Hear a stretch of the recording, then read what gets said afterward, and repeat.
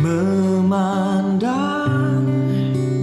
wajahmu, mengikuti kebaikanmu, mengejar hadirmu di dalam hidupku, membawa sembahku, menyatakan kebesaranmu, mengejar hadirmu di dalam hidupku.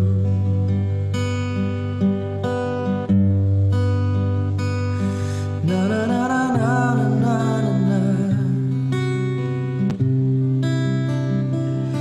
na na na na na na na na na na na na na.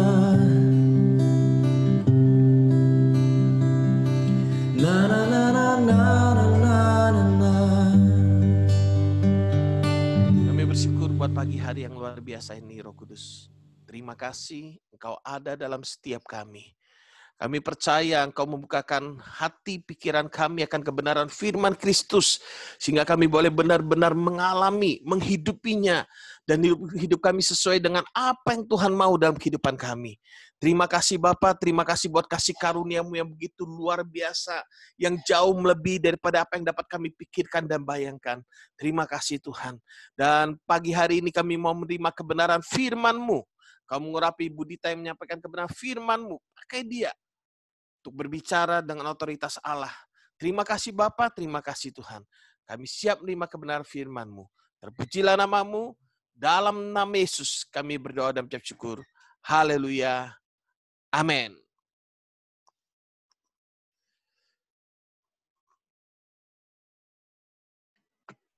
Shalom semuanya. Rindu sekali rasanya ya.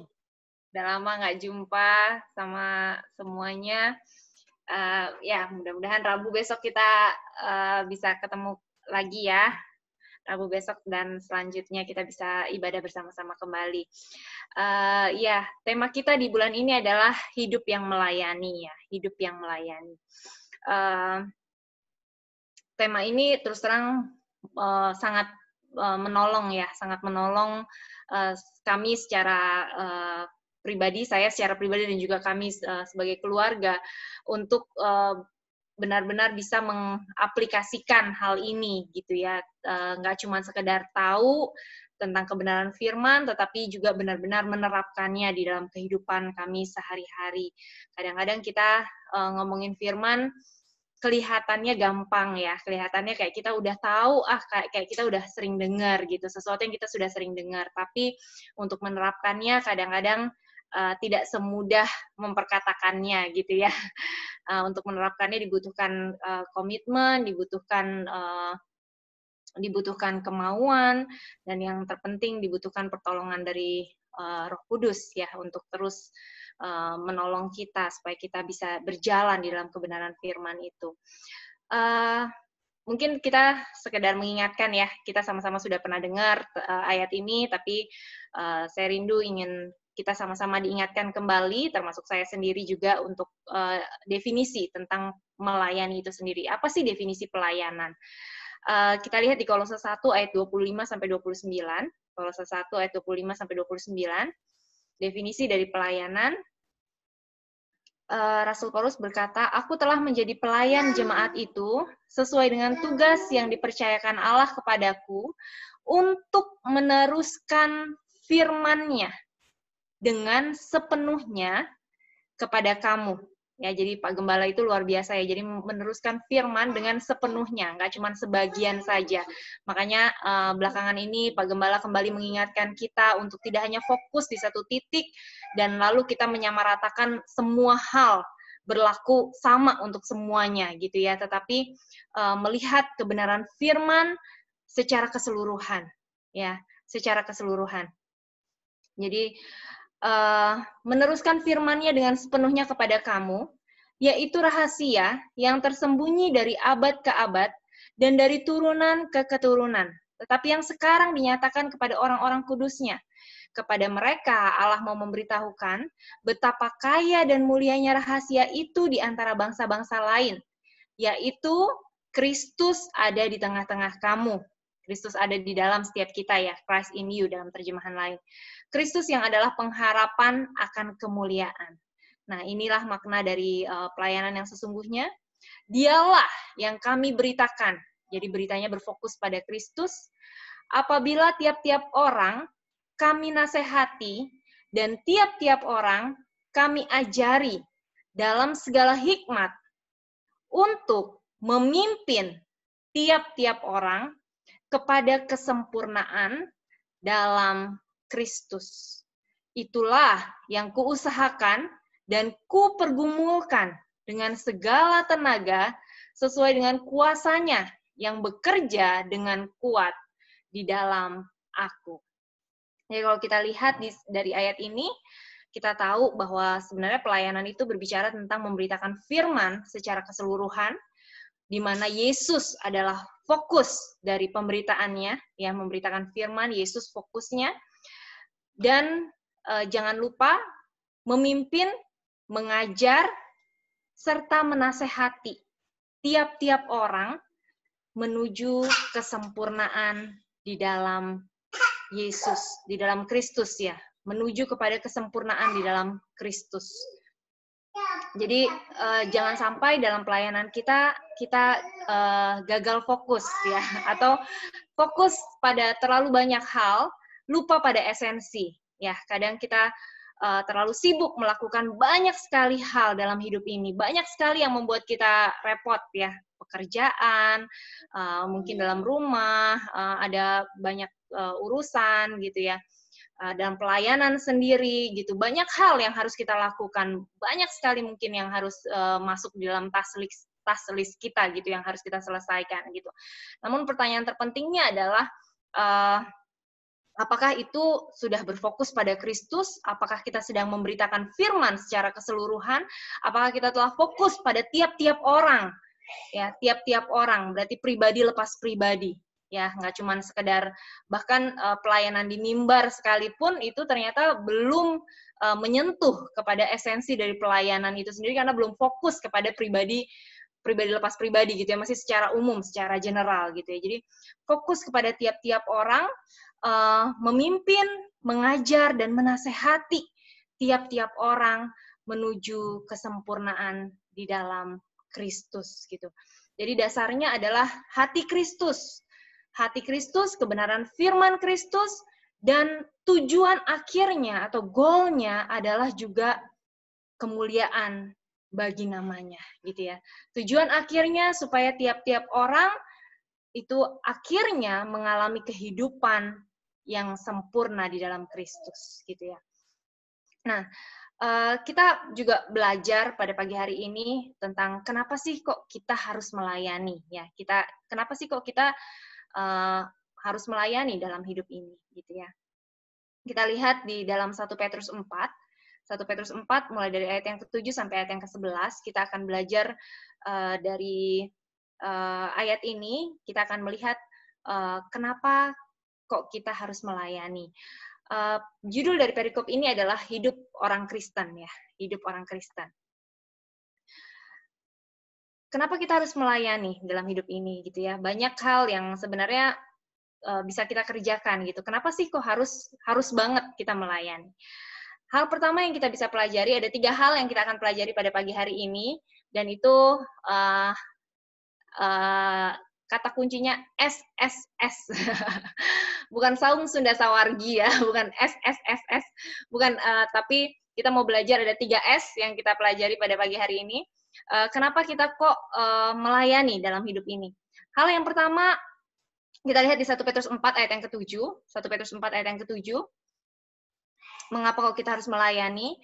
Kesudahan segala sesuatu sudah dekat, karena itu kuasailah dirimu dan jadilah tenang, supaya kamu dapat berdoa. Ya, kenapa sih kalau kita harus melayani? Hal pertama, kita harus melayani karena kita hanya sementara di dunia ini. Ya, betul ya. Kita cuma sementara. Kita hidup ini cuma sebentar gitu. Sekarang ada, mungkin sekarang yang kelihatannya ada, sekejap lagi bakalan hilang, lenyap, dan nggak akan ada lagi gitu ya. Kita nggak akan ada lagi. Kalau saya lihat flashback, lihat foto-fotonya anak-anak gitu, ya ampun, si Arthur 5 tahun yang lalu beda banget dengan dia yang sekarang gitu. 5 tahun yang lalu dia masih anak-anak, padahal kalau dipikir-pikir cuma 5 tahun gitu. Tapi perkembangan tubuhnya, perkembangan fisiknya itu terlihat berbeda sangat drastis gitu. Dia baru aja ngurus paspor kemarin ini belum lama, jadi saya lihat fotonya dia 5 tahun yang lalu dan foto dia yang sekarang dia udah jadi pemuda gitu. Waktu berlalu begitu cepat dalam hidup ini. Dalam terjemahan sederhana Indonesia dikatakan, tidak lama lagi segala sesuatu akan berakhir. Karena itu hendaklah kita menguasai diri dan menjaga pikiran kita supaya kita selalu siap untuk berdoa.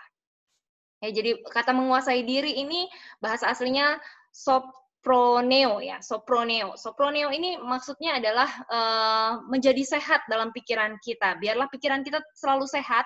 Kita memikirkan pikiran-pikiran yang benar, kita mengontrol diri kita ya. Mengontrol diri kita, menempatkan pikiran kita dengan benar, dengan bijaksana, dan mengekang segala keinginan-keinginan yang nggak perlu, gitu ya. Mengekang segala keinginan-keinginan yang sifatnya sementara. Jadi dikatakan kita harus menguasai diri, karena hidup ini cuma sementara, gitu. Jadi kita harus melakukan segala sesuatunya dengan waspada, dengan bijaksana, gitu ya, dengan hati-hati, dengan penuh kontrol gitu. Jangan biarkan satu hari berlalu begitu saja gitu ya. Ada orang yang suka lagunya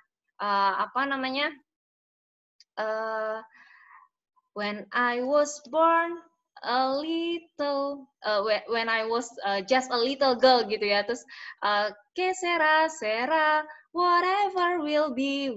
Jadi maksudnya kadang orang cuma menjalani kehidupan hanya sekedar ya udahlah, apa yang mau terjadi terjadilah gitu. Yang mau terjadi silahkan aja gitu. Jadi kayak cuma sekedar mengalir aja. Nah, sementara kita diajarkan karena hidup ini sementara, karena itu kuasailah diri kita gitu. Jangan hidup sembarangan, jangan cuma hidup sekedar mengikuti kemana angin membawa kita, kemana aliran membawa kita gitu ya. Tetapi kita belajar untuk hidup secara bijaksana, hidup dengan mengontrol diri untuk mengekang keinginan-keinginan kita yang memang tidak penting gitu ya. Kita diminta untuk benar-benar berhati-hati dalam memakai kehidupan ini gitu ya, melakukan kontrol diri yang benar, sehat secara pikiran kita gitu ya. Nah, waktu kita melayani Tuhan, di sana kita akan memiliki keterikatan dengan orang lain.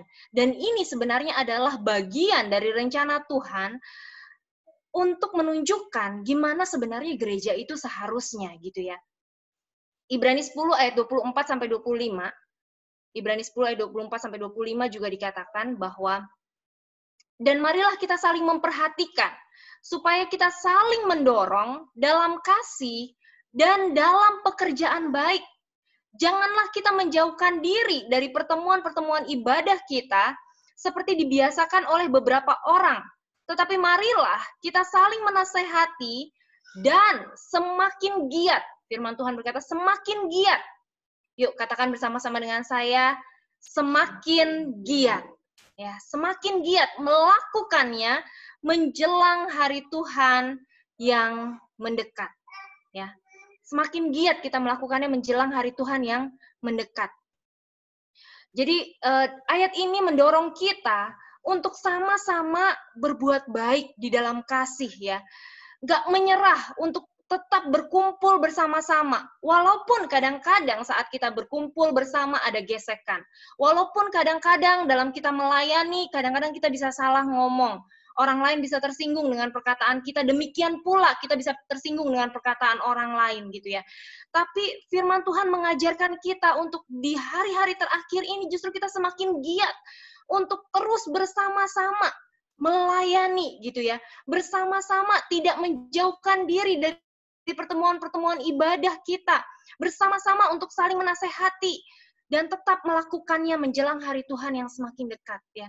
Jangan biarkan kita menjadi surut dan kita menjadi tidak lagi bergairah gitu, tapi biarlah roh kita semakin menyala-nyala justru gitu. Jangan biarkan karena gesekan, karena mungkin ada persoalan gitu ya. Jangan biarkan masalah menjauhkan kita dari fokus kita yang sesungguhnya.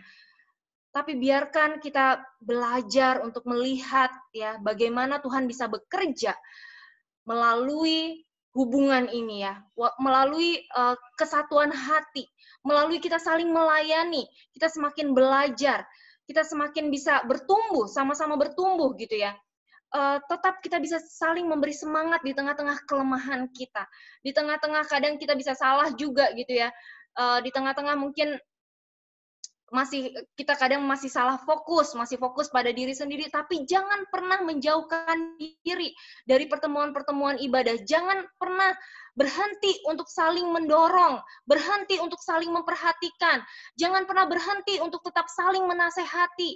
Sekalipun ada kelemahan, sekalipun kita pernah dilukai, sekalipun kita pernah melukai orang lain gitu ya. Jangan pernah berhenti, tapi justru biarlah kita semakin giat melakukannya, karena hari Tuhan semakin dekat. Hidup kita cuma sementara. Melayani sebenarnya membuat kita mengalami kehadiran Tuhan dengan cara yang baru. Ya, Tuhan bisa berbicara. Ketika kita melayani, Tuhan bisa berbicara melalui orang-orang yang ada di sekeliling kita. Jadi kalau kita lihat ada beberapa kesaksian ya, orang-orang yang divonis hidupnya hanya sebentar lagi gitu. Ada orang yang sakit kanker sudah begitu parah gitu, dan dikatakan mungkin hidupnya nggak lama lagi, hanya tinggal beberapa bulan. Nah, orang ini daripada dia memilih untuk meratapi nasibnya dan menghitung hari yang tersisa di dalam hidupnya, yang dokter katakan hanya tinggal beberapa bulan lagi, dia memilih untuk dia lebih memilih untuk melayani Tuhan. Dia memilih untuk melayani Tuhan dan tetap menjadi berkat bagi orang lain. Dia mulai membuka iklan di koran gitu ya. Siapa yang butuh layanan konseling, dia bersedia untuk menolong, dan dia mulai pergi ke rumah sakit.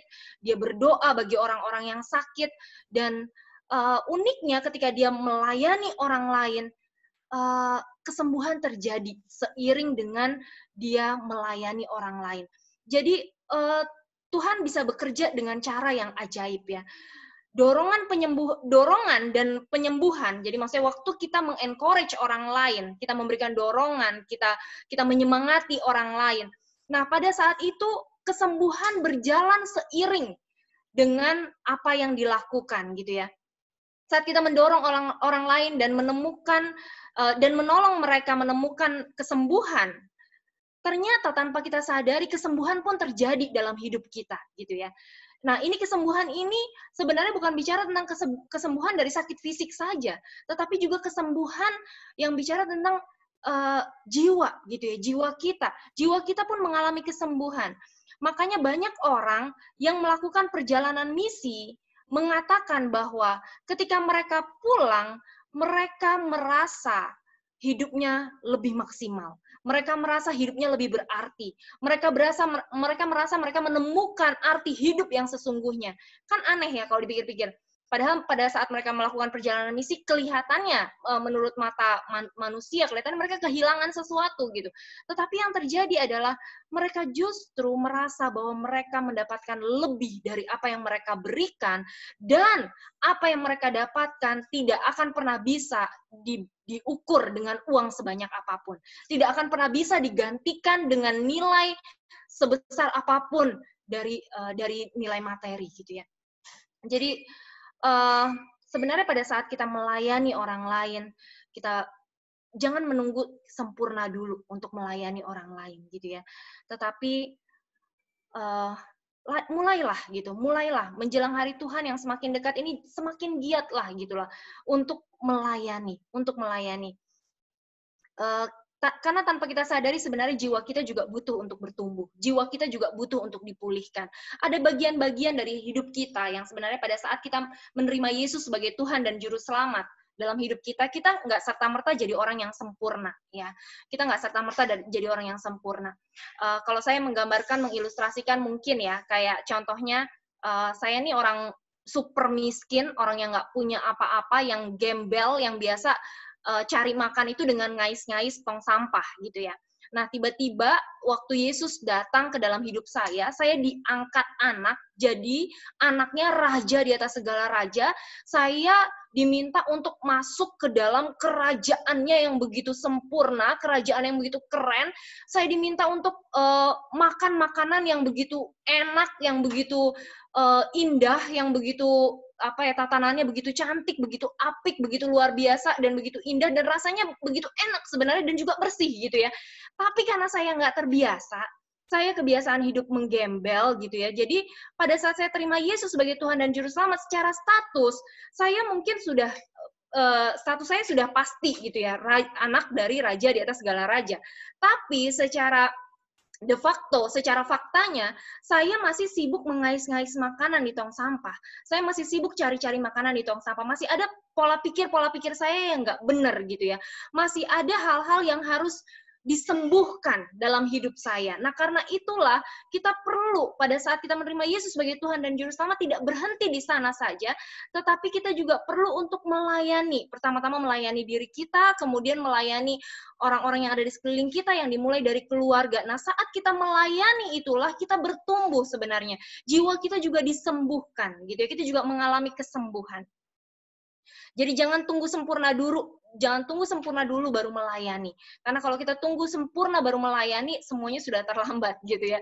Nanti akhirnya kita cuma bisa menyesal karena waktu ini berjalan begitu cepat. Ya, tapi biarlah kita memiliki hati untuk terus mau bertumbuh, hati yang kuat, ya, hati yang taat. Hati yang kuat, hati yang taat itu bicara tentang hati yang sudah ditempa oleh keadaan. Gitu ya. Kita nggak pernah bisa bilang kita orang yang kuat kalau tidak ada keadaan yang nggak enak yang membuat kita tetap bereaksi dengan benar, kan gitu ya. Orang yang kuat itu adalah orang yang tetap berespon dengan benar saat keadaan tidak benar, kan gitu ya. Nah, kapan kita bisa bilang kita orang yang kuat kalau keadaan baik-baik aja, kan gitu. Nah, saat kita melayani inilah, saat kita melayani, kadang kita bisa disalah mengerti, kadang kita bisa dianggap yang sebaliknya gitu ya. Kadang kita juga bisa salah dalam berespon, dalam bersikap. Nah, karena itulah ini perjalanan supaya kita juga bisa disembuhkan. Dalam artian kita juga bisa bertumbuh menjadi pribadi yang lebih kuat, bertumbuh menjadi pribadi yang lebih taat gitu ya, bertumbuh menjadi pribadi yang sempurna di dalam Kristus gitu. Nah, karena ini kita membutuhkan orang-orang yang ada di sekeliling kita untuk menolong kita dengan keadaan yang nggak enak, dengan perlakuan orang yang tidak selalu menyenangkan buat kita, dengan sikap orang yang tidak selalu berpihak pada kita, dengan mungkin hal-hal yang tidak selalu seturut dengan apa yang kita mau, yang keinginan daging kita inginkan gitu. Tapi saat kita tetap berada di sana gitu ya, maka disitulah kita akan muncul menjadi orang-orang yang kuat gitu. Kita akan muncul menjadi orang yang kuat. Kita muncul menjadi orang yang taat. Orang yang taat kalau belum teruji sama waktu, belum teruji sama keadaan, kita nggak bisa bilang kita adalah orang-orang yang taat gitu ya. Jadi bukan hanya ketika orang-orang bersikap baik pada kita, bukan ketika orang-orang bersikap nice sama kita, bukan hanya ketika orang-orang menerima kita atau memperlakukan apa yang kita mau gitu, tetapi dalam segala keadaan gitu ya. Menjadi orang yang tidak mudah sakit gitu ya, unbreakable. Jadi orang yang nggak gampang, yang nggak dikit-dikit sensian gitu, dikit-dikit tersinggung, dikit-dikit terluka gitu. Dari kita belajar dari orang-orang yang ada di sekeliling kita. Kita belajar dari keadaan, kita belajar ketika kita bertumbuh bersama ketika kita melayani gitu. Kita bertumbuh bersama-sama. Jadi bukan kita melayani bukan karena kita sudah sempurna. Justru sebaliknya, karena kita menyadari kita bukan orang yang sempurna dan kita butuh orang-orang di sekeliling kita untuk menolong kita supaya kita bisa hidup di dalam kesempurnaan Kristus gitu ya. Jadi hal yang pertama yang kita bisa pelajari, kenapa sih kok kita harus melayani di dunia ini? Kita harus melayani di dunia ini karena memang dunia ini cuma sementara sifatnya. Kita hidup cuma sementara. Karena hidup cuma sementara ini, karena itulah semakin giatlah kita untuk tetap melayani, untuk tetap saling berbuat baik, untuk tetap saling menasehati, untuk tetap saling mendorong, untuk tetap saling menguatkan gitu ya. Tidak menjauhkan diri dalam pertemuan-pertemuan ibadah. Hal yang pertama yang kita bisa pelajari, kita hidup di dunia ini hanya sementara. Kemudian yang kedua, kenapa sih kok kita harus melayani?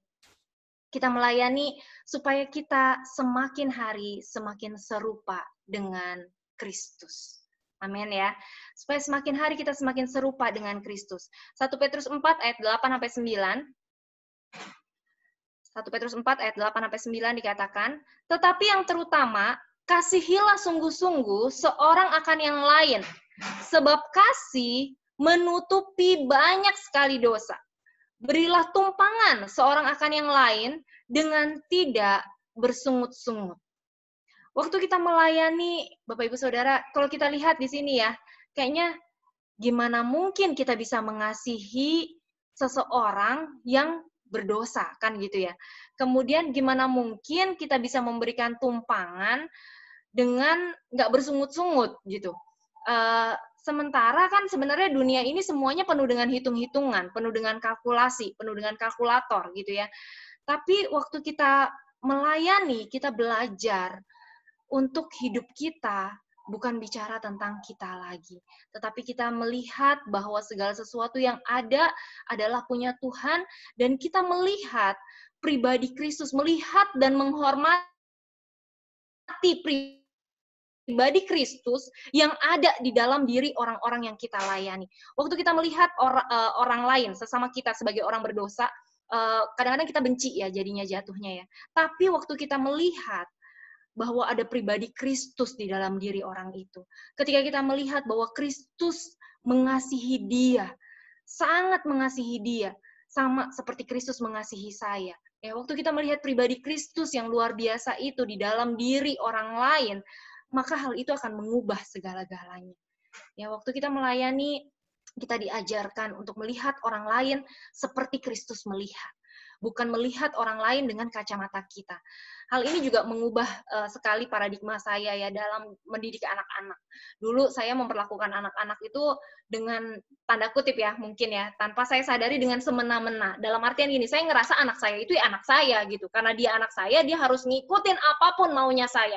Saya bebas mengatur dia sebebas-bebasnya gitu ya. Tapi cenderungnya jadinya saya mendidik mereka dengan cara yang otoriter gitu, dengan cara yang saya tidak memikirkan bagaimana perasaan mereka gitu ya.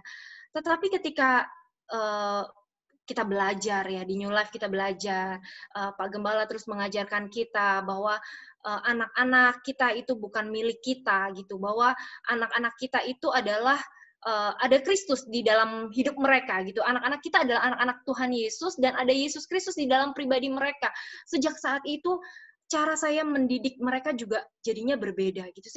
Ketika saya melihat mereka, bukan casingnya mereka yang saya lihat, tetapi yang saya lihat adalah pribadi Kristus yang luar biasa yang ada di dalam mereka gitu ya. Secara casing dalam tampilan luar bisa jadi mereka mengecewakan ya mungkin ya, karena mereka masih proses bertumbuh. Secara luar, gambaran luar bisa jadi mereka melakukan sesuatu yang tidak ingin sebenarnya saya untuk mereka lakukan hal itu gitu. Tetapi ketika kita melihat ada pribadi Kristus yang luar biasa di dalam kehidupan mereka, maka yang terjadi adalah kita akan menghormati gitu ya, menghormati pribadi Kristus yang ada di dalam hidupnya dan melayani mereka sebagaimana saya melayani Tuhan gitu ya. Bukan merekanya, tetapi Kristus yang ada di dalam mereka, itulah yang mengubah segala-galanya gitu. Kami kalau ingat-ingat, kalau flashback berapa tahun yang lalu, kami itu adalah orang yang, saya dan suami saya adalah orang-orang yang sangat pemalu sebenarnya, dan kami tuh orang yang sebenarnya sukanya ngurung diri, mengurung di dalam cangkang ya, kayak kerang gitu, pengennya ngumpet terus di dalam cangkangnya, dan kalau bisa nggak usah ketemu sama orang lain gitu. Nah, karena ini terjadi, akibatnya adalah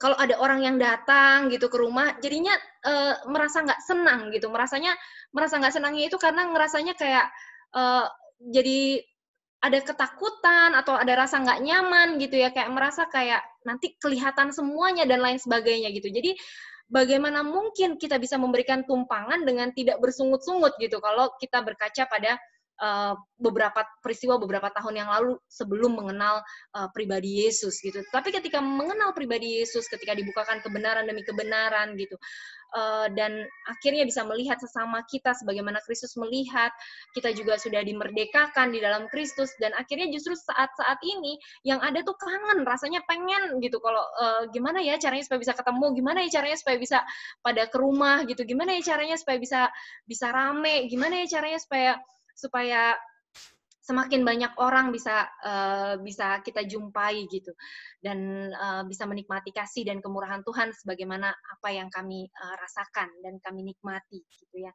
Jadi kasih Kristus memang luar biasa, mengubahkan kehidupan dan membuat kita ketika kita melayani, membuat kita juga terus bertumbuh di dalam pengenalan yang benar akan Tuhan.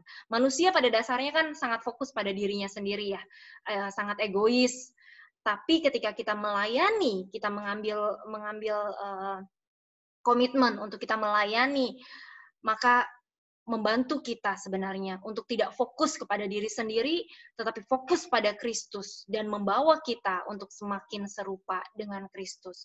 Waktu kita memimpin, mengajar, menasehati tiap-tiap orang dalam kesempurnaan Kristus gitu ya. Demikian juga dengan diri kita. Jadi kita melayani, tentu kita melayani diri kita sendiri juga gitu, memimpin, mengajar, menasehati tiap-tiap orang termasuk diri kita pada kesempurnaan Kristus. Pada saat kita melayani, fokus kita jadinya berubah ya, nggak lagi fokus pada keakuan kita, tidak lagi berfokus pada apa yang kita ingin dan apa yang kita mau gitu ya, tetapi berfokus pada Kristus, mengalihkan fokus kita dari diri kita sendiri kepada kesempurnaan Kristus saat kita melayani.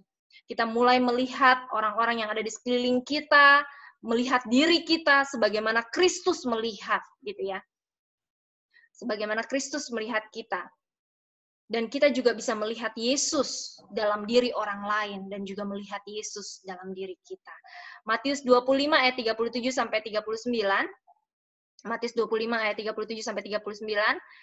Maka orang-orang benar itu akan menjawab dia, katanya, Tuhan, bila manakah kami melihat engkau lapar dan kami melihat engkau makan atau haus dan kami memberi engkau minum? Bila manakah kami melihat engkau sebagai orang asing dan kami memberi engkau tumpangan? Atau telanjang dan kami memberi engkau pakaian? Bila manakah kami melihat engkau sakit atau dalam penjara dan kami mengunjungi engkau? Ayat 40-nya dikatakan, dan raja itu akan menjawab mereka, aku berkata kepadamu, sesungguhnya segala sesuatu yang kamu lakukan untuk salah seorang dari saudaraku yang paling hina ini, kamu telah melakukannya untuk aku.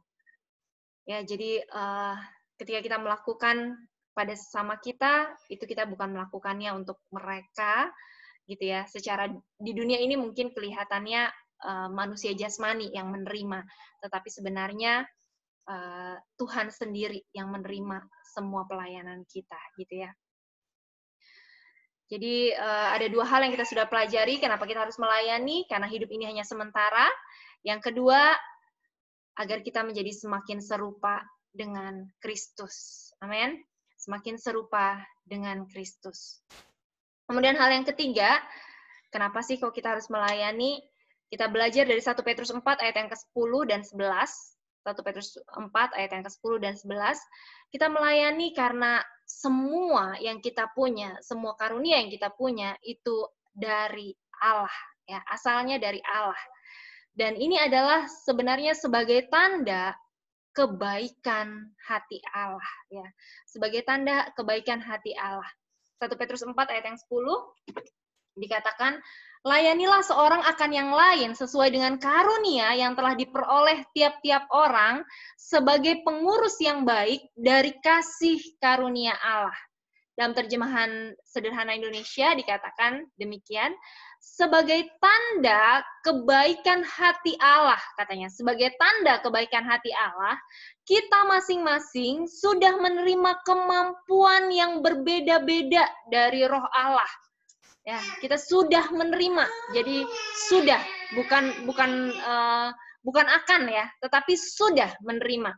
Sebagai tanda kebaikan hati Allah, kita masing-masing sudah menerima kemampuan yang berbeda-beda dari Roh Allah. Dan semua kemampuan itu diberikan supaya kita saling melayani. Jadi kita masing-masing bertanggung jawab untuk memakai kemampuan itu dengan baik. Ya, kita sudah punya kemampuan masing-masing, kita bertanggung jawab untuk pakai itu dengan baik. Jadi sayang kalau kita punya talenta, tapi kita nggak mau pakai ya, kita kubur aja, kita simpan. Kita sudah tahu talentanya apa, terus kita nggak mau gitu ya memakai itu. Jadi melayani itu sebenarnya menolong kita untuk mengembangkan talenta kita, untuk menemukan potensi-potensi yang baru, ya, yang lain lagi. Jadi dalam 1 Petrus 4 ayat yang ke-11, dikatakan, jika ada orang yang berbicara, baiklah ia berbicara sebagai orang yang menyampaikan firman Allah.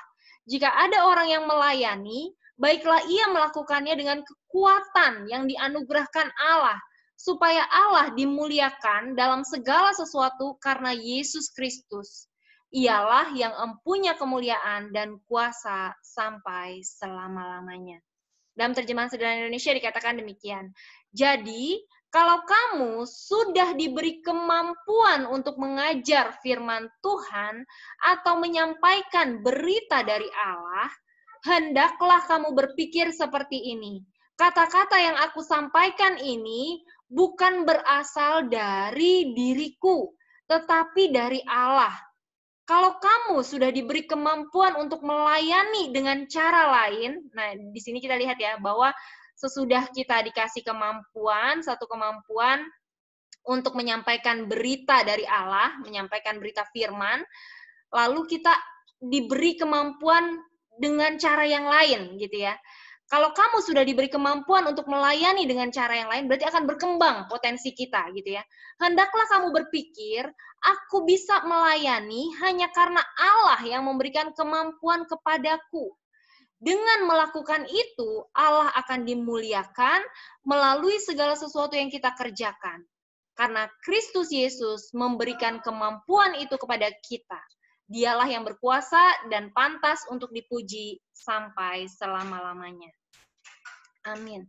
Jadi sebenarnya melayani itu membuat potensi kita semakin bertumbuh, dan melayani itu kita harus menyadari bahwa kita bisa melayani itu semua adalah bukti dari kebaikan Allah, ya, bukti dari kebaikan Allah, dan kita bertanggung jawab untuk memakai karunia-karunia yang Allah sudah anugerahkan di dalam kehidupan kita. Dan ketika kita memakai karunia itu, uniknya kita akan dibukakan dengan karunia-karunia yang lainnya. Kita akan diperlihatkan dengan karunia-karunia yang lainnya yang dulunya mungkin nggak pernah terpikirkan sama kita. Jadi kita bertumbuh di dalam karunia-karunia yang berlain-lainan gitu ya. Jadi waktu kita keluar dari zona nyaman kita untuk melayani, tanpa kita sadari iman kita bertumbuh. Karena Allah akan membukakan kepada kita potensi-potensi yang baru di dalam gerejanya. Jadi bukan hanya dalam kehidupan kita, tetapi kita juga akan terkesima, akan kagum melihat bagaimana Tuhan juga bisa membukakan potensi-potensi yang baru bagi orang-orang yang ada di gerejanya. Jadi orang-orang yang melayani bersama-sama dengan kita juga akan takjub gitu melihat, wow, ternyata Tuhan bukakan potensi-potensinya. Ada banyak potensi-potensi yang indah bertebaran ya, seperti bintang-bintang di dunia, firman Tuhan berkata. Kita bercahaya gitu, akan bercahaya. Jadi akan potensi yang satu bermunculan, kemudian di anggota gereja yang lain akan bermunculan lagi potensi yang lain, dan akan terus bertumbuh, dan betapa indahnya gitu ya, gambaran seperti itu gitu yang Tuhan bisa lakukan di dalam gereja kita gitu. Jadi gereja Tuhan akan penuh dengan talenta-talenta. Kalau kita melihat apa yang dia bisa lakukan ketika kuasanya bekerja di dalam hidup setiap kita gitu ya. Dia bahkan bisa membukakan jalan-jalan bagi kita di saat banyak sekali jalan yang kelihatannya tertutup gitu ya. Di saat banyak kemustahilan, di saat banyak ketidakmungkinan, tapi Tuhan bisa membukakan jalan-jalannya gitu ya melalui kemustahilan itu. Jadi bagaimana Tuhan bisa membukakan mata kita dan membuat kita terbelalak kagum melihat bagaimana Dia bisa berkarya tidak hanya di dalam kehidupan kita tetapi juga di dalam kehidupan orang-orang yang ada di sekeliling kita yang bersama-sama di dalam gerejanya gitu. Betapa indahnya ya, betapa luar biasanya. Ya, saya ingat dulu waktu kita masih sama-sama melayani gitu ya. Pertama-tama bersama-sama dalam New Life.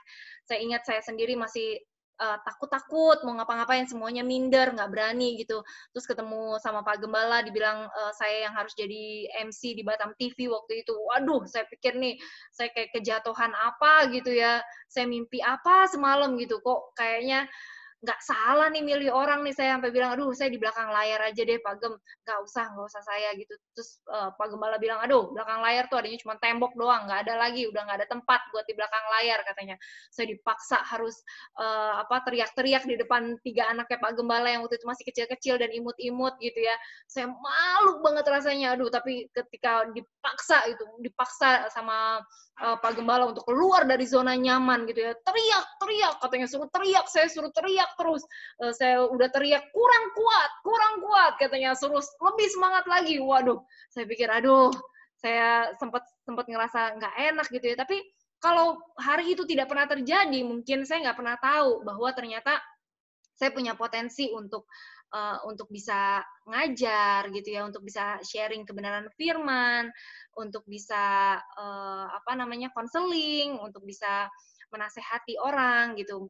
Kalau peristiwa itu tidak pernah terjadi, mungkin hari ini juga saya masih belum berubah gitu ya, masih sama seperti dulu. Dan saya juga melihat gimana anak-anak Tuhan yang lain juga diperlengkapi dan diubahkan oleh Tuhan.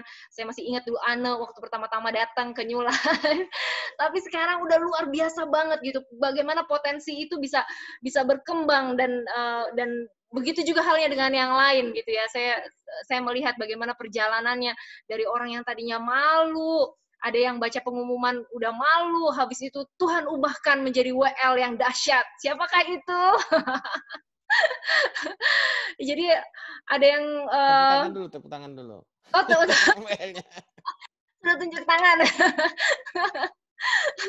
Jadi bagaimana mata kita Tuhan bukakan gitu ya, Tuhan bikin terbelalak mata kita melihat karyanya yang begitu menakjubkan dan begitu mengagumkan ketika saling melayani gitu ya, ketika kita saling melayani, bagaimana kehidupan-kehidupan diubahkan.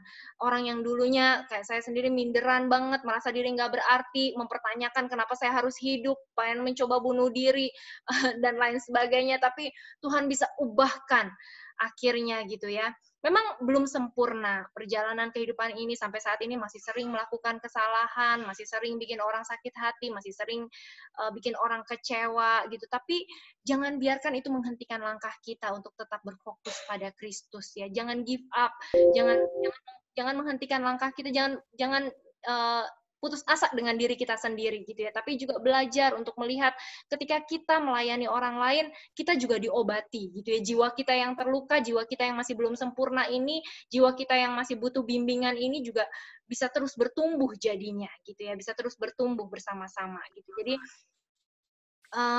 ada saatnya kita merasa give up ya, merasa putus asa saat kita melayani.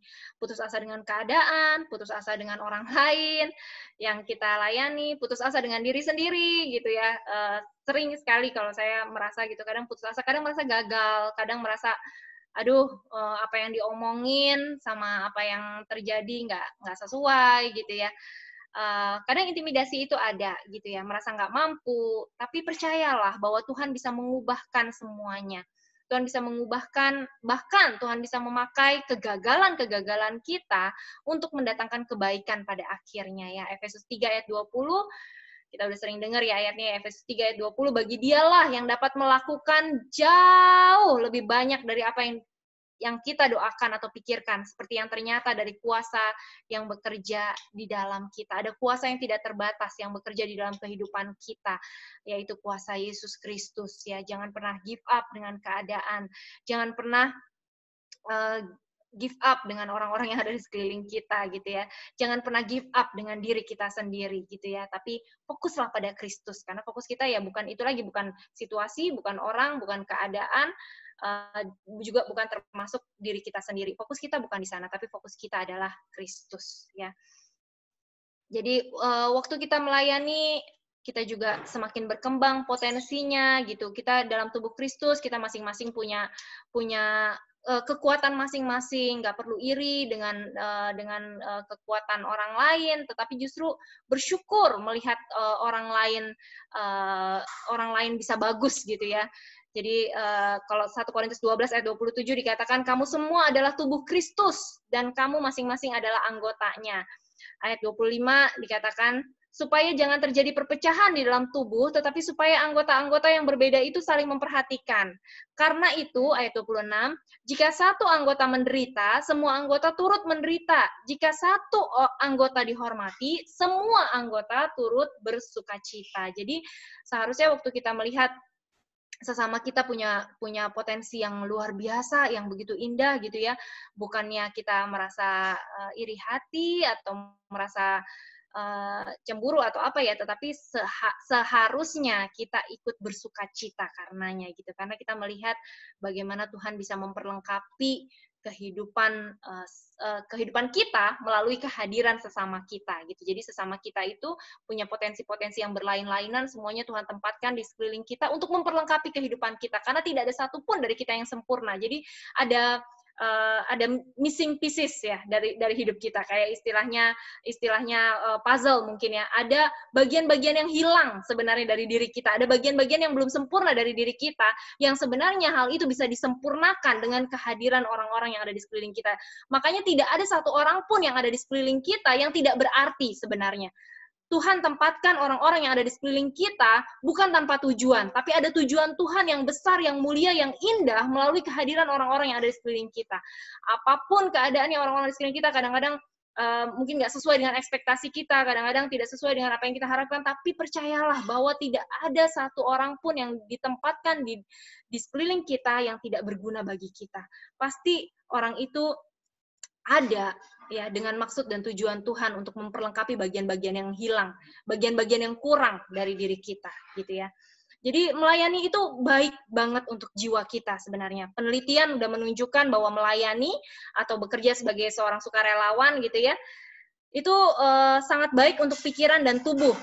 Bahkan dikatakan dapat meredakan gejala stres, gejala depresi gitu ya. David Aseman juga mengatakan kan ya, kalau kita yang menyebabkan dua hal yang menyebabkan orang mengalami gangguan kejiwaan itu kegagalan untuk menerima kasih dan kebaikan Tuhan. Yang kedua, kegagalan untuk membagikan kasih dan kebaikan Tuhan itu kepada orang-orang di sekeliling kita. Jadi memang melayani itu sebenarnya membuat jiwa kita lebih sehat. Jadi kalau air kita cuma terima terus, air ada di dalam pipa ya, terus menerus terima tapi nggak dialirkan kemana-mana, akhirnya air itu akan menjadi bau dan kotor dan tidak berguna gitu. Tapi kalau air itu dialirkan, maka pipanya pun akan jadi bersih dan banyak orang yang menjadi menerima berkat gitu ya. Jadi dikatakan dapat meredakan gejala stres dan depresi. Waktu kita memanfaatkan karunia dan potensi kita, sebenarnya rasa percaya dirinya juga akan semakin muncul ya. Kita juga hidup berguna, hidup berarti gitu ya. Memberikan energi, memberikan kekuatan bagi diri kita, dan melayani itu juga bisa menghilangkan kekhawatiran di dalam diri kita. Jadi kalau kita udah mulai ngerasa khawatiran gitu ya, sering resah, sering gelisah, sering mikir yang udah negatif-negatif, justru itulah saatnya bagi kita untuk mulai melayani. Keluar dari zona nyaman, mulai melayani. Beberapa waktu yang lalu, hari Jumat minggu lalu kalau nggak salah, habis ngajar itu kan kita ada pergi jalan. Nah, waktu pergi jalan, tiba-tiba saya raba-raba telinga saya. Saya baru sadar anting-anting saya hilang satu gitu. Nah, anting-anting itu bagi saya berarti banget, bukan karena nilainya, tetapi anting-anting itu dikasih sama mama saya gitu. Dan saya kebayang gimana wajahnya mama saya sampai kepikiran, aduh saya belum beranilah nelpon mama saya gitu, karena saya kebayang wajahnya mama saya pasti kecewa banget, pasti sedih gitu yang ada di benak saya gitu. Karena saya tahu banget dia berikan yang terbaik, dia pilihkan yang terbaik untuk saya gitu. Waktu dia kasih itu dia bilang gitu. Jadi, aduh, saya nggak tega gitu. Saya pikir, aduh Tuhan, kalau hilang gimana ya, begitu. Bukan nilainya saja, tapi juga lebih kepada gimana perasaan mama saya gitu. Jadi saya khawatir waktu itu gitu. Saya sempat ngerasa, aduh, gimana ya. Terus saya cariin kemana-mana, ke bawah kolong mobil, saya cariin semua saya bongkarin gitu. Dan singkat cerita nggak nemu gitu. Lalu suami saya ingetin saya gitu. Suami saya ingetin saya waktu itu pas kita lagi family church gitu, kita sharing-sharing terus tentang pelayanan, dia ceritakan yang tadi yang ada seorang yang sakit divonis umurnya nggak lama lagi, tapi dia daripada dia sibuk dengan kekhawatiran dia lebih memilih untuk melayani gitu ya. Dia memilih untuk melayani dan akhirnya dia menyembuhkan banyak orang melalui pelayanannya dan dirinya sendiri juga disembuhkan gitu. Jadi saya pikir ya udahlah, saya nggak mau khawatir gitu. Saya nggak mau khawatir dan saya memilih untuk melayani JL, melayani JL dengan main umpet-umpetan ya. Adriel itu sukanya kan main umpet-umpet, dia terus dicariin, maunya dia ngumpet dicariin gitu. Jadi itu sebenarnya juga lumayan capek ya, karena harus ngejar sini, ngejar sana gitu. Nah, tapi karena namanya anak ya, dengan melakukannya dengan penuh dengan senang gitu kan. Nah, jadi waktu lagi main umpet-umpetan sama Jiel, pura-pura nyariin Jiel di bawah kolong kursi gitu. Nah, saya kaget tiba-tiba, oh ternyata anting-antingnya ada di sana gitu. Jadi dari situ kayak Tuhan ingetin lagi sih, maksudnya waktu kita melayani kita nggak stres gitu ya, kita nggak khawatir, dan Tuhan dengan caranya bisa menyelesaikan masalah kita gitu. Jadi buat apa sih kita stres dengan masalah kita, toh juga nggak mengubah keadaan gitu. Tapi waktu kita melayani Tuhan ya, bukan bendanya itu sih, tapi maksudnya Tuhan sanggup kok gitu memberi jawaban atas persoalan kita jauh melampaui dari apa yang dapat kita pikirkan dan dari apa yang dapat kita doakan gitu ya. Jadi serahkan segala kekhawatiran kita kepada Tuhan, dan waktu kita mengambil langkah untuk melayani orang lain, kita akan melihat bagaimana cara Tuhan yang luar biasa untuk kita dipakai oleh Tuhan untuk menolong orang-orang lain, tapi juga di saat yang bersamaan diri kita juga semakin menjadi pribadi yang lebih baik gitu ya. Kita menolong diri kita sendiri juga untuk bertumbuh di dalam pengenalan akan Tuhan. Nah, banyak alasan kenapa orang tidak melayani gitu ya. Ada yang bilang, oh karena saya nggak punya waktu. Ada yang bilang, oh saya nggak tahu apa yang bisa saya lakukan. Saya nggak punya apa-apa, saya nggak punya potensi gitu ya. Ada yang bilang saya nggak punya keahlian khusus, jadi kayaknya saya nggak bisa berkontribusi. Ada yang bilang kayaknya saya belum siap deh, nanti orang kalau lihat saya, nanti orang akan kecewa, karena saya belum bisa jadi teladan yang baik, gitu. Dan mungkin mengatakan, kayaknya pelayanan semuanya udah lengkap deh, udah banyak orang-orang hebat, jadi nggak usah lagi ada saya di situ, gitu ya. Ada banyak sekali alasan orang belum mau melayani, gitu. Tetapi kita harus belajar bahwa Tuhan nggak manggil orang yang sudah diperlengkapi, ya. Tidak ada orang yang sempurna, yang sudah benar-benar sempurna untuk bisa melayani, enggak. Justru sebaliknya, Tuhanlah yang akan memperlengkapi orang-orang yang dipanggil olehnya, ya. Orang-orang yang dipanggil oleh Tuhan akan diperlengkapi oleh Tuhan. Tuhan menggunakan orang-orang dengan keraguan yang sama kok, gitu. Orang-orang yang punya pertanyaan-pertanyaan yang sama untuk mengubah sejarah dunia ini. Ya, orang-orang yang mengubah sejarah yang namanya tercatat dalam pengubah sejarah di dunia ini, mereka bukan orang-orang yang juga tanpa kelemahan dan kekurangan gitu ya. Mereka juga bukan orang-orang yang nggak punya concern di dalam hidupnya gitu. Tetapi Tuhan bisa memakai orang-orang yang punya keraguan yang sama itu untuk mengubahkan dunia ini. Kalau kita pikir-pikir, Musa adalah pemimpin yang bilang dia nggak bisa bicara sebenarnya ya gitu ya, tapi Tuhan bisa pakai untuk membawa bangsa Israel keluar dari perbudakan di Mesir melalui Musa gitu ya. Kalau kita lihat Daud bagaimana hidupnya, dia orang yang nggak dianggap sama orang tuanya, dia orang yang termuda, dianggap paling nggak penting gitu ya, bahkan ayahnya sendiri pun nggak nganggap dia sebagai orang yang layak untuk bisa dipilih menjadi raja, tetapi Tuhan bisa mengubahkan keadaan Daud gitu ya. Tuhan bekerja membuat Daud justru membungkam mulut seluruh bangsa Israel. Tuhan bisa mengubahkan orang yang kemerah-merahan yang paling tidak berarti justru untuk mengalahkan Goliat, ya, mengalahkan Goliat dan membawa kemenangan bagi seluruh bangsa Israel. Paulus kalau kita pikir-pikir juga orang yang jahat, ya, orang yang membunuh orang-orang percaya, tetapi Tuhan ubahkan menjadi penulis kitab yang sangat luar biasa, pendiri gereja, dan pelayan yang sangat produktif di dalam sejarah gitu.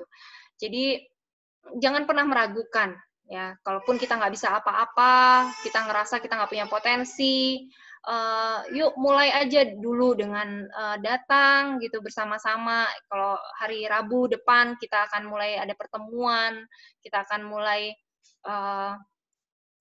memikirkan hal yang baru lagi ya bagi gereja ini, hal yang sebenarnya sudah lama dan sudah sejak dari gereja ini berdiri ya sebenarnya ya, ini sudah menjadi visi dari Bapak Gembala, tetapi kita kembali disegarkan untuk melakukan program yang baru untuk kedepannya gitu. Jadi kita mulai nanti Rabu kita datang aja dulu gitu. Sekalipun mungkin kita nggak ngerti apa yang kita bisa bantu, kita masih belum ngerti apa yang kita bisa lakukan gitu.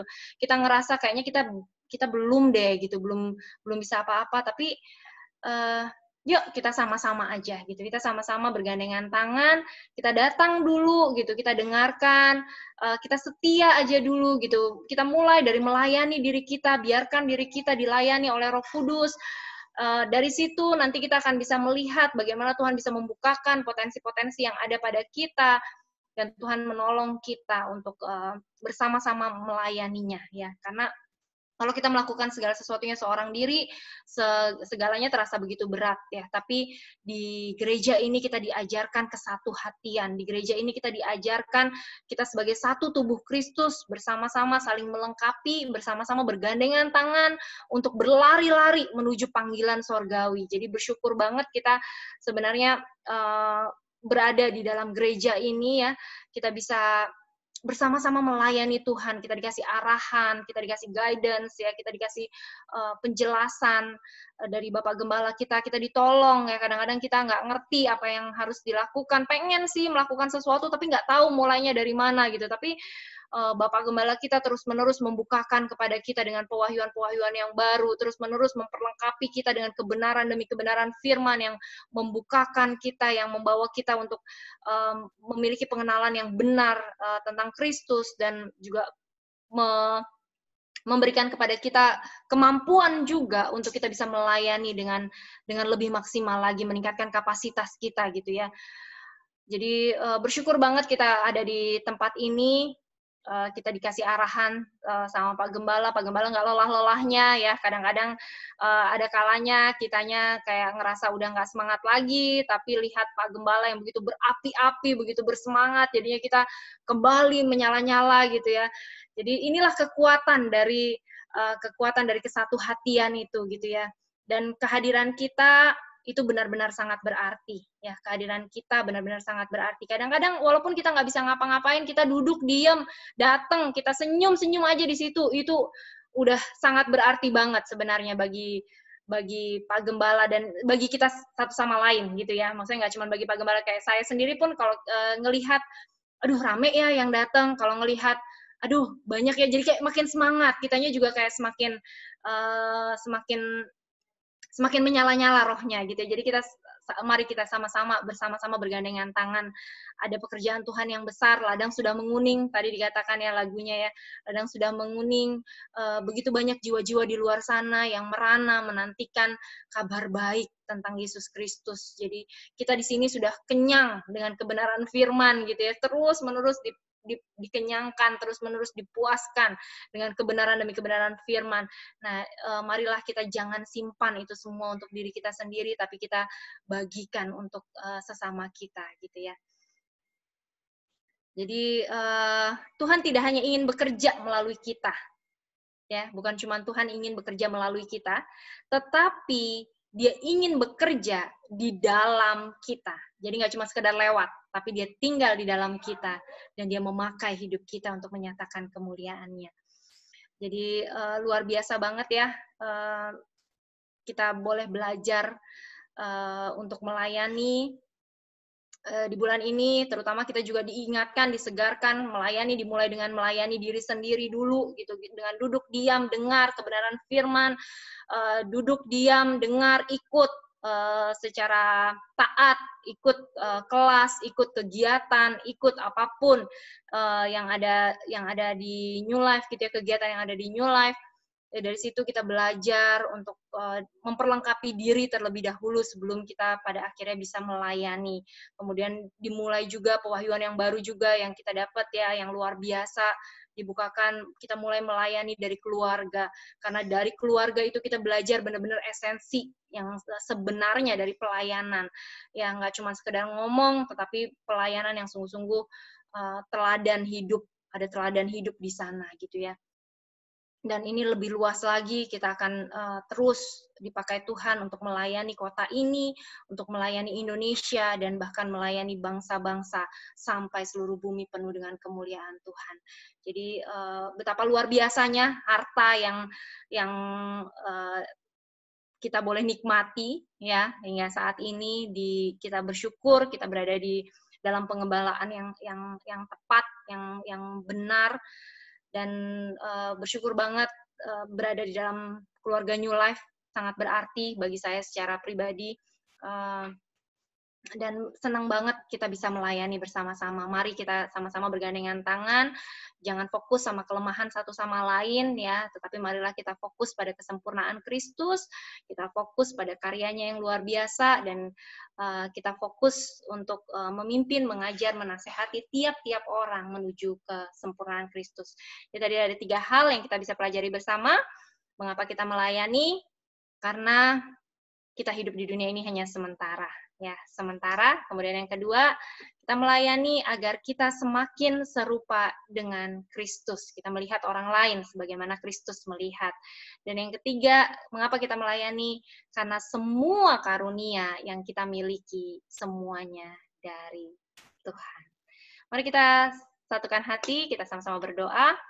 Tuhan, kami mengucap syukur untuk pagi hari ini, Bapak. Kami berterima kasih sebab Engkau begitu baik.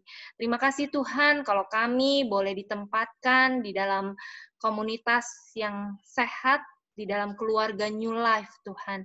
Kami bersyukur untuk komunitas yang luar biasa ini, Bapak. Kami bersyukur kami boleh bertumbuh di dalam kebenaran firman Kristus. Kami boleh diajarkan arti dari kehidupan ini, tujuan hidup kami boleh dibukakan. Kenapa kami harus ada di dunia ini, dan kami boleh memakai segala potensi yang ada pada kami untuk memuliakan nama Tuhan. Kami bersyukur Tuhan untuk Bapak Gembala yang luar biasa, yang boleh Engkau tempatkan di tengah-tengah kami Tuhan. Kami bersyukur untuk pewahyuan-pewahyuan yang baru yang selalu Engkau bukakan. Melalui kehidupan beliau, Engkau juga memimpin langkah kehidupan kami. Terima kasih Engkau memakai beliau secara luar biasa Tuhan, untuk menunjukkan jalan bagi kami Tuhan. Terima kasih Tuhan, kami juga senantiasa berdoa dan memberkati kehidupan Bapak Gembala kami dan keluarga.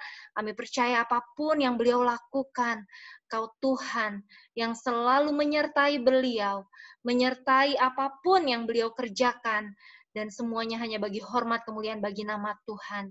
Semuanya berhasil, semuanya menjadi berkat bagi banyak orang Tuhan. Terima kasih Tuhan. Kami juga percaya bahwa kehadiran kami satu sama lain sebagai anggota dari rumah Tuhan tidak terjadi secara kebetulan. Tapi karena Tuhan punya maksud dan tujuan yang luar biasa atas kehadiran setiap kami Tuhan.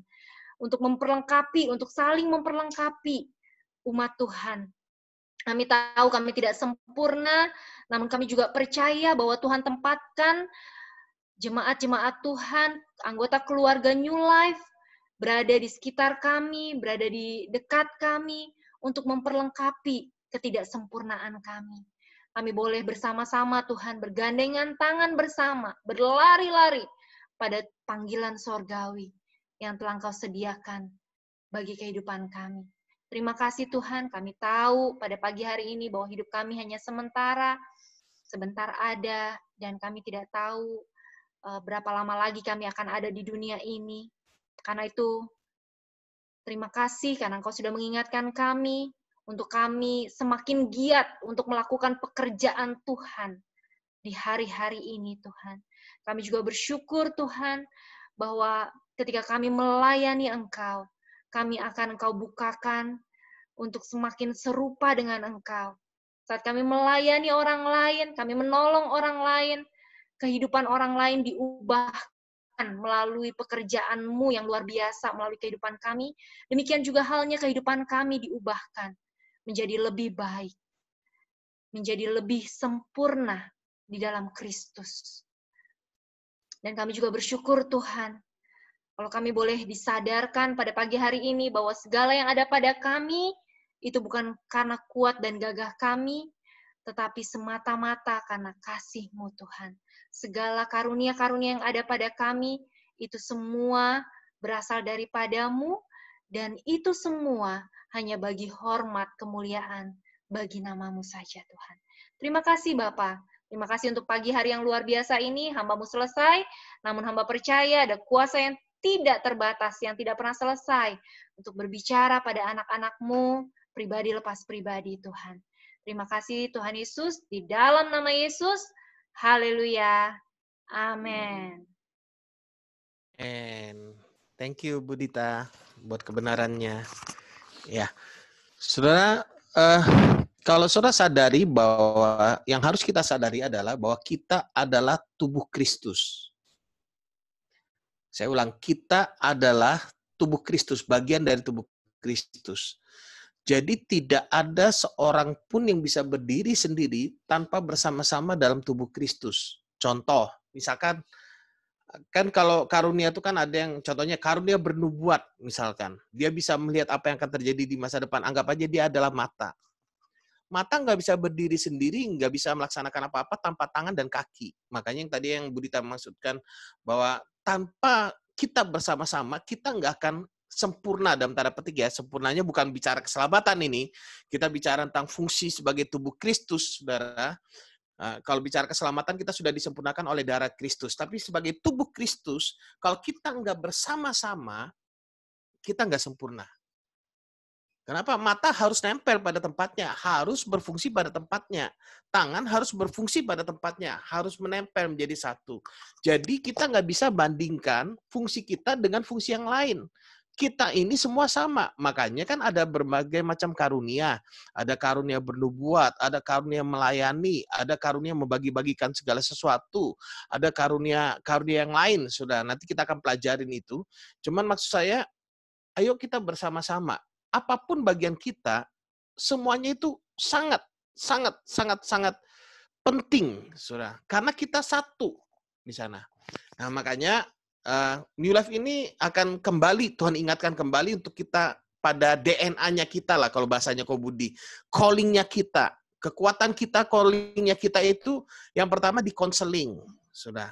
Di konseling, kita akan pakai media di sana. Jadi konseling, media, dan ini akan kita bangkitkan kembali, kita pertajam lagi, kita akan buat modul-modul untuk pelayanan kesembuhan luka batin, pemulihan keluarga, dan sebagainya. Kemudian kekuatan kita juga di pengajaran, yang Tuhan terus bukakan kebenaran kasih karunia, dan kita bisa melihat sekarang Tuhan bukakan terus step by step. Walaupun kita mungkin belum bisa melihat secara utuh, tapi Tuhan terus bukakan. Ada Sun Foundation 1, 2, 3, 4, 5. Nah, dan yang ketiga ini yang saya rasa sudah saatnya muncul adalah New Life Skill Center. Jadi maksudnya Skill Center ini pemberdayaan, memaksimalkan setiap kita, sehingga nanti akan ada proyek-proyek dalam tanda petik bukan proyek bisnis, tapi proyek melayani, supaya keluarga New Life bisa berkembang, kebutuhan ekonominya juga tercukupi, dan bahkan lahirnya pengusaha-pengusaha dari New Life. Saudara. Lalu yang keempat itu bicara tentang FC, Family Church. Sekali lagi FC ini, saudara, saya rindu setiap keluarga New Life di rumahnya itu ada FC. Percayalah, ini bukan sekedar program. Percayalah, ini maunya Tuhan atas hidup kita secara khusus keluarga New Life. Saudara yang belum ambil komitmen, belum ambil tanggung jawab, kalau saudara mau dengar apa yang saya katakan, saran saya, ambillah tanggung jawab.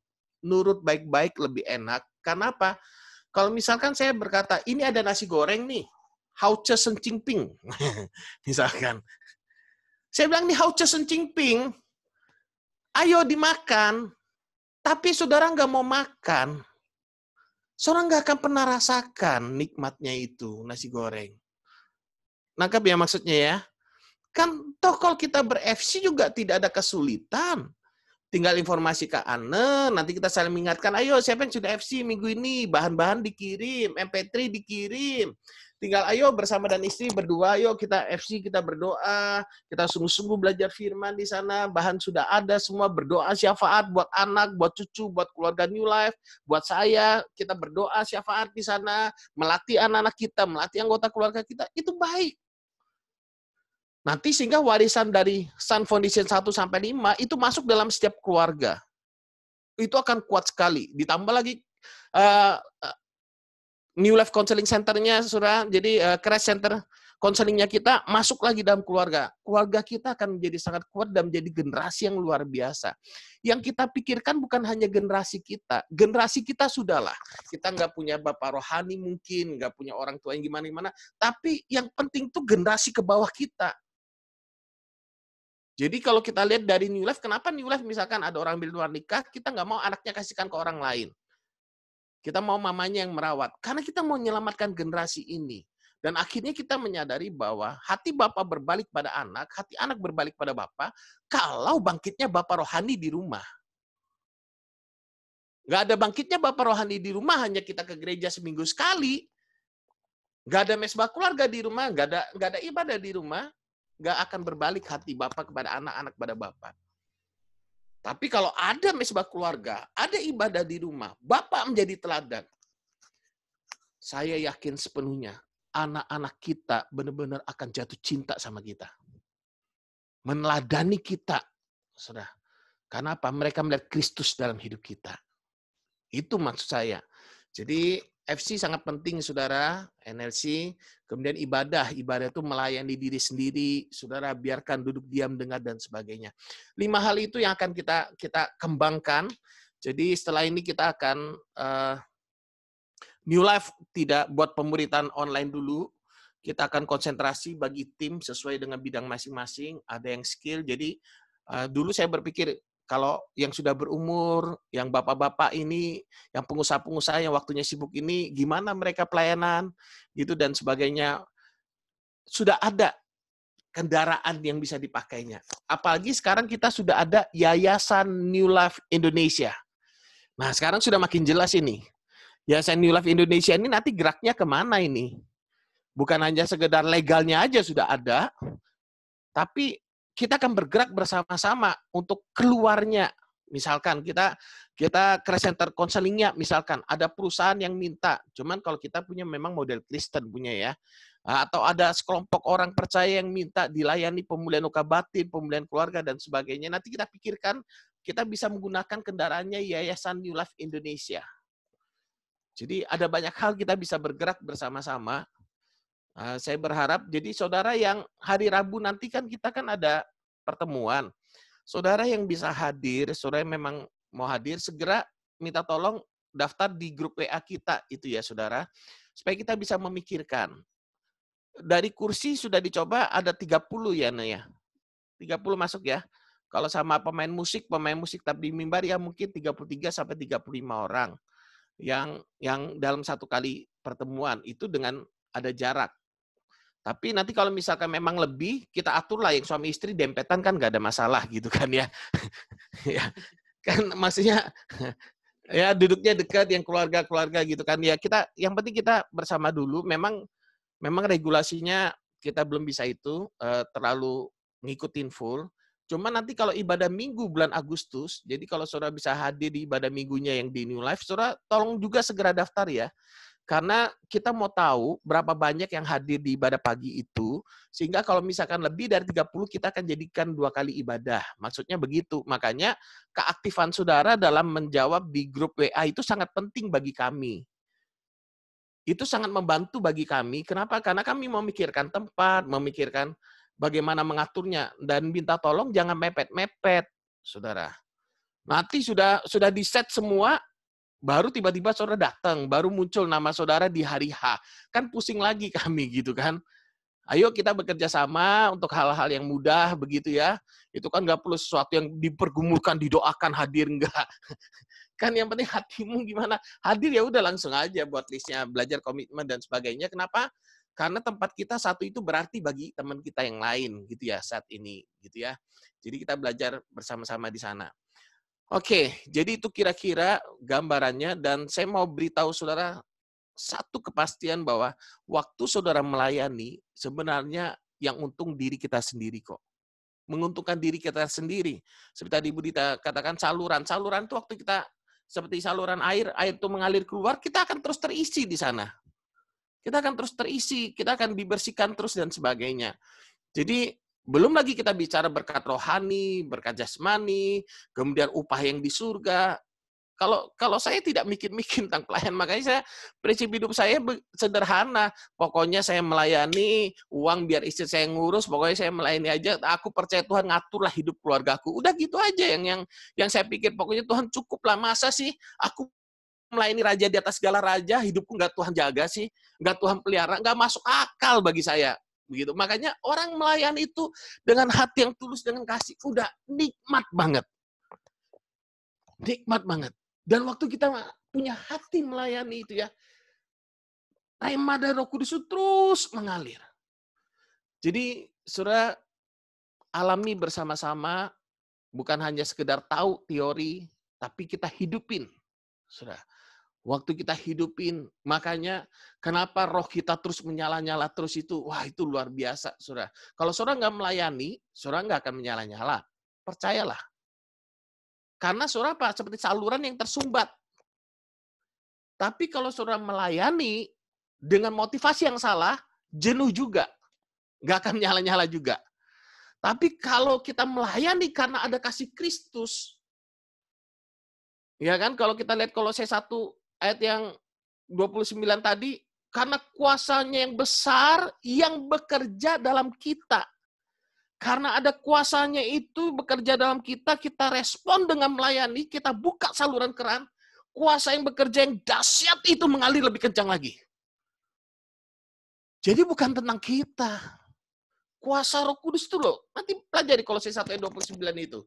Di ayat bagian terakhirnya, kuasanya yang bekerja dalam kita, kuasanya yang besar itu yang bekerja dalam kita. Semakin kita buka keran itu, hidup kita untuk pekerjaannya Dia melayani sama. Semakin dahsyat pengurapan, hikmat, berkat rohani, berkat jasmani, pemakaian yang sempurna. Kenapa? Karena bagi kita Yesus sudah lebih dari cukup. Mengalami Kristus berarti kita sudah menerima segala-galanya. Amin. Kalau saya lanjutkan, nanti saya khotbah lagi. Mari kita masuk dalam perjamuan kudus. Mari kita masuk dalam perjamuan kudus, kita siapkan hati kita bersama-sama.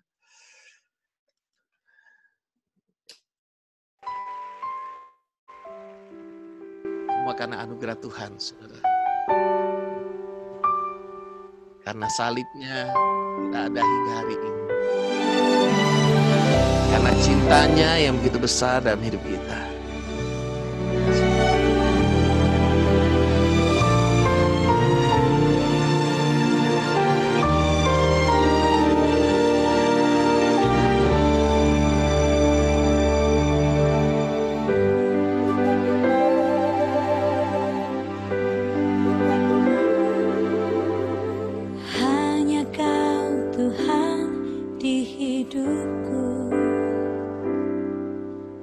Kau berikan hidup yang baru. Mari kita on-kan kamera kita pas perjamuan kudus ini. Kita aktifkan kamera kita. Ku nyatakan Kaulah segalanya. Engkaulah sumber pengharapan. Kuasa-Mu sanggup menyembuhkan. Jiwaku pun berserah hanya kepadamu. Yesus, Kaulah segalanya.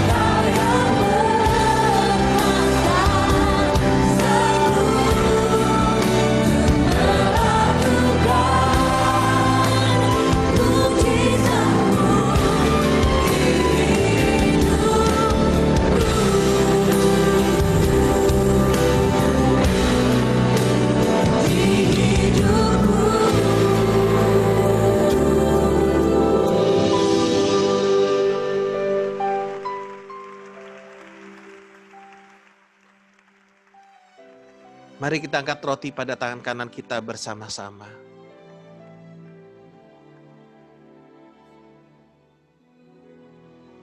Hidup kami adalah hidup karena anugerah. Anugerah yang kami terima dari Tuhan Yesus Kristus, yang telah memberikan dirinya bagi setiap kami, menanggung semua ganjaran akibat dosa kami di atas kayu salib.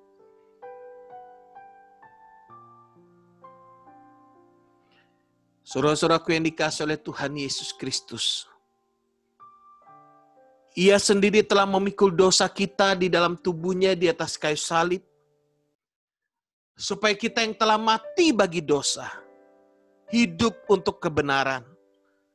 Dan oleh bilur-bilurnya, kita semua telah sembuh. Saudara-saudaraku yang dikasihi oleh Tuhan Yesus, bukankah roti yang berada pada tangan kanan kita ini adalah persekutuan kita dengan tubuh Yesus Kristus? Mari kita makan dengan iman dalam nama Yesus.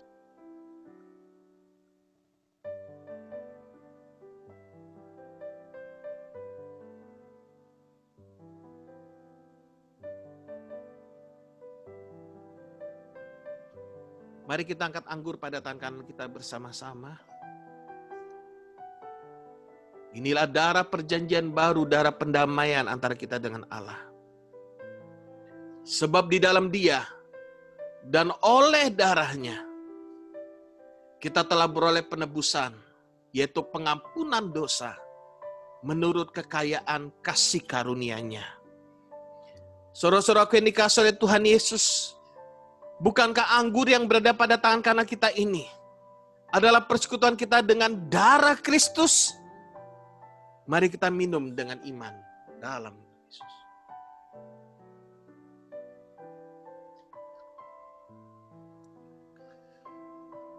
Mari ambil waktu naikkan syukur kepada Dia.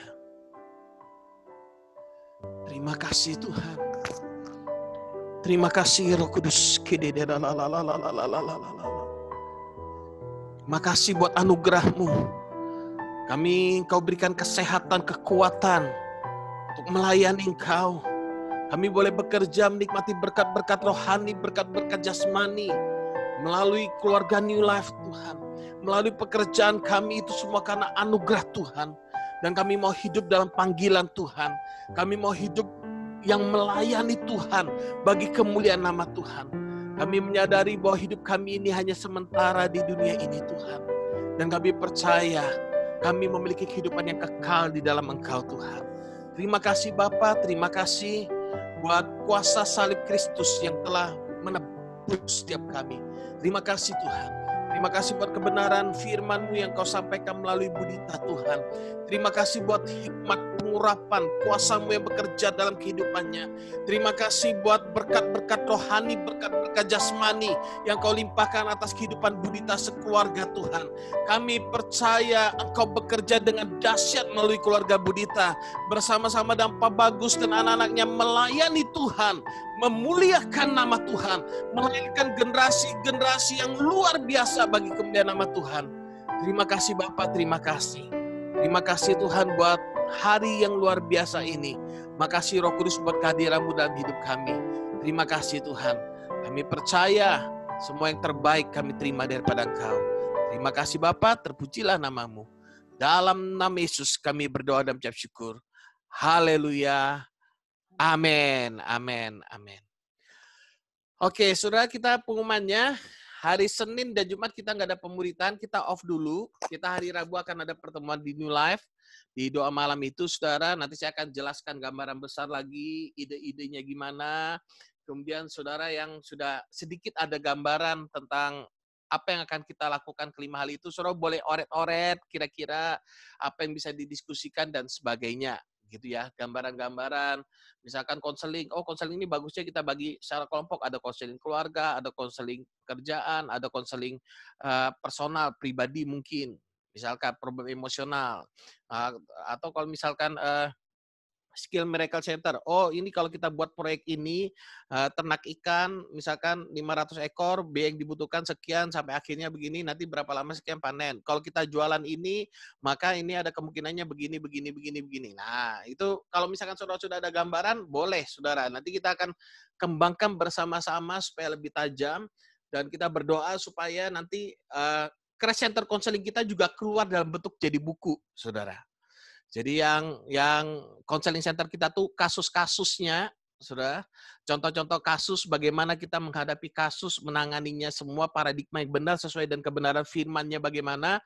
Nah, itu berharap nanti akan muncul menjadi buku. Jadi kalau misalkan ada orang lagi down, lagi putus asa. Nah, waktu dia baca buku kita, dia cukup lihat bagian di putus asa itu. Bagaimana mengatasi putus asa. Ada orang lagi minder. Waktu dia baca buku kita, dia cukup lihat di bagian subbabnya bagaimana mengatasi minder. Ada orang lagi menghadapi suami yang pencemburu atau istri yang pencemburu. Nah, ada bagian-bagiannya di sana. Jadi menarik. Nah, Sun Foundation ketiga kita, itu kita dasarnya semua. Tapi yang nanti Crash Center Counseling kita, itu kasus-kasus yang nanti bagaimana kita menyikapinya dan sebagainya. Dan itu hari Rabu nanti kita akan bahas secara lebih detail, sudah kita akan lebih banyak berjumpa, mungkin secara online juga. Jadi nanti kalau sudah ada kelompok-kelompok, misalkan, oke, siapa yang di bagian counseling center, nanti bisa buat Zoom sendiri. Kan Senin sampai Jumat kan kosong kita kan, jadi bisa buat sendiri. Siapa yang nanti di bagian SUN, siapa yang di bagian FC, bisa buat Zoom sendiri, bisa rapat sendiri lewat online, atau ketemu juga boleh. Untuk awal-awal biasanya lebih banyak ketemu dulu, baru setelah itu nanti setelah dibagi jobnya, pelayanannya baru kita itu. Jadi kita banyak hal sebenarnya yang mau kita kerjakan, dan saya percaya ini akan menjadi berkat bukan hanya bagi keluarga kita, tapi bagi orang-orang di luar sana, saudara. Apalagi family church ini. Family church ini saya benar-benar merasakan ini kayak jawaban sebenarnya. Jadi sehingga untuk di waktu-waktu ke depan, kalau masa penganiayaan datang, perang datang, kita nggak pusing lagi sudah. Kita semua sudah siap. Kenapa? Karena bapak-bapak rohani sudah bangkit di antara kita, gitu kan? Nah, makanya dan kita akan terus sounding ini, Family Church, nanti saya juga di sinode, saya akan pelan-pelan untuk sounding kepada mereka, bagaimana gereja harus siap banting setir, sudah. Bukan model konvensional, kita bangun gedung yang besar, tidak ada yang salah dan gedung yang besar, tapi itu bukan esensi. Esensi dari gereja adalah pelayanan pribadi, personal. Makanya kenapa kita counseling center itu pelayanan personalnya. Pemberitaan itu pelayanan personalnya. Kemudian yang skill miracle center itu pelayanan personalnya, kebutuhan ekonominya kan. Lalu kita bicara ibadah, pelayanan personalnya juga. Jadi New Life ini arahnya jelas. Gedung kalau ada berkat, ada lahan untuk dikelola, it's okay. Tidak ada yang salah dengan hal itu. Cuman konsentrasi kita adalah di jiwanya. Karena yang berdampak kekal itu adalah jiwa. Bukan aset. Makanya gereja kita konsentrasinya di sana, sudah. Di jiwanya, bukan di aset. Tapi kalau ada berkat aset, Tuhan memang memberkati dan ini terus berkembang, bergulir dan sebagainya, tidak ada salah. Bahkan bisa jadi malah didikan PT, Skill Miracle Center-nya, bisa bekerja sama dan sebagainya. Makanya kita berdoa aja, kita ngikut aja apa yang Tuhan taruh dalam hati kita, yang lalu tiba-tiba mulai muncul dan semakin lama semakin jelas. Sehingga keluarga New Life, kalau misalkan nanti mau punya penghasilan tambahan dengan adanya Skill Miracle Center, bisa. Kita bukan hanya mendapatkan gaji dari tempat kita kerja, tapi kan ada hal-hal yang bisa kita lakukan di luar jam-jam kerja kita. Nah, itu yang dipikirkan nanti Skill Miracle Center kita. Akan ada sesuatu yang luar biasa lah. Kita berdoa sungguh-sungguh, rohani berlimpah, jasmani berlimpah, menjadi berkatnya juga berlimpah-limpah. Jangan mau masuknya berlimpah, keluarnya nggak berlimpah. Ini bahaya, saudara. Buntu namanya itu. Tapi kita masuknya berlimpah, keluarnya juga berlimpah-limpah. Itu yang kerinduannya, dan terus Roh Tuhan terus bekerja di antara kita, dan hikmatnya terus bekerja menolong kita. Amin. Jadi hari Rabu, hari Minggu kita ibadah, masih online. Saudara, Agustus baru kita start yang ibadah di New Life pagi antara jam 8 sampai jam 12. Mungkin kita jadikan 2 kali ibadah, saya lihat gitu ya. Kemudian malamnya kita ada Zoom lagi, nggak ada masalah, makin banyak ibadah makin bagus, betul ya? Jadi pesan saya di rumah, buat FC-FC yang ada, latihlah diri kita untuk beribadah. Itu pesannya Alkitab. Firman berkata, latihlah dirimu untuk beribadah. Latihan badani terbatas gunanya, tapi ibadah itu mendatangkan keuntungan bagi kita. Bahkan dampaknya kekal sampai selama-lamanya. Oke? Mari kita tutup ibadah kita bersama. Kita deklarasikan iman kita. Aku percaya kasih karunia Tuhan Yesus Kristus melimpahi hidupku. Aku percaya Ia bekerja dalam hatiku, membangkitkan aku, membuat hidupku menjadi berkat bagi banyak orang dengan melayani. Aku percaya kasih-Nya, kuasa-Nya, hikmat-Nya, pengurapan-Nya, perlindungan-Nya, penyertaan-Nya sempurna dalam hidupku sampai selama-lamanya. Saudara-saudaraku yang dikasihi oleh Tuhan Yesus Kristus, terjadilah sesuai dengan apa yang telah kita imani dan apa yang telah kita katakan bersama. Di dalam nama Bapa, Anak, dan Roh Kudus, yaitu di dalam nama Tuhan Yesus Kristus. Yang percaya itu semua terjadi bersama dan saya berkata, amin.